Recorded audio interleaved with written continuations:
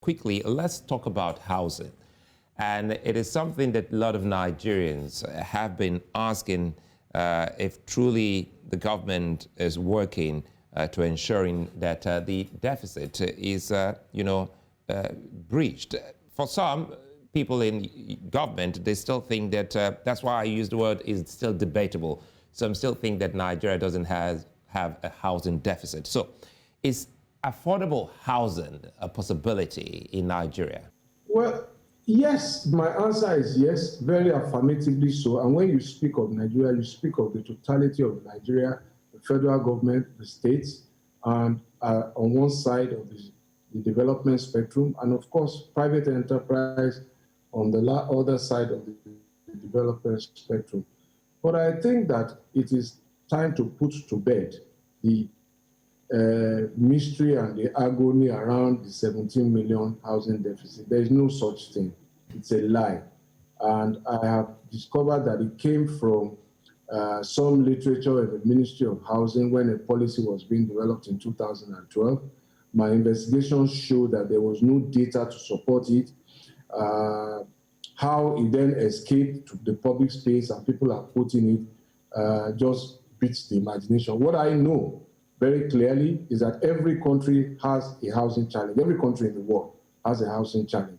And it is more pronounced in Nigeria and in many other parts of the world in the urban centers.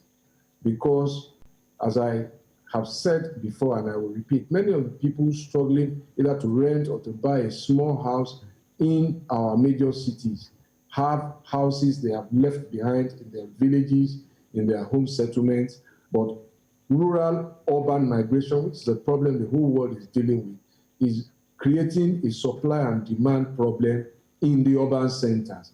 But even in the urban centers, there is a deficit, there is a surplus or an availability of houses that are empty, unoccupied, and unlet or unsold.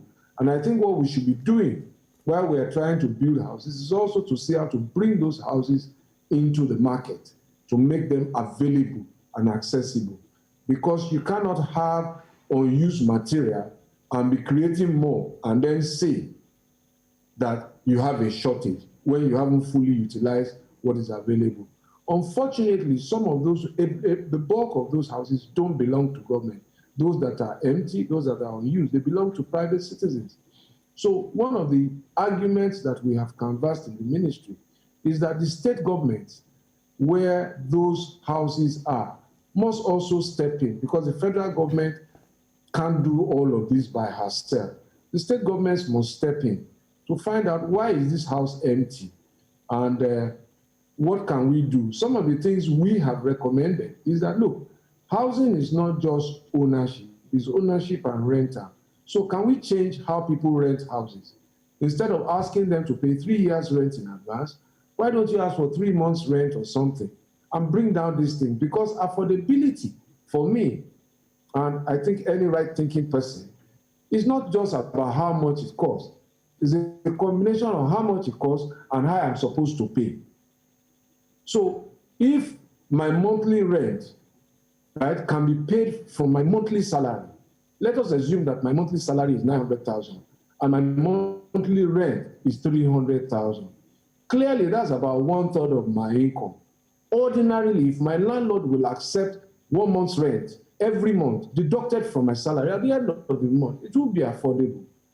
But if my landlord now tells me to go and bring 3 years rent in advance, rent for which salary I have not earned, clearly, I can't afford that. To go and bring in advance, what I'm going to earn 3 years in advance, to go and bring it. So we must have this understanding about the issue of affordability.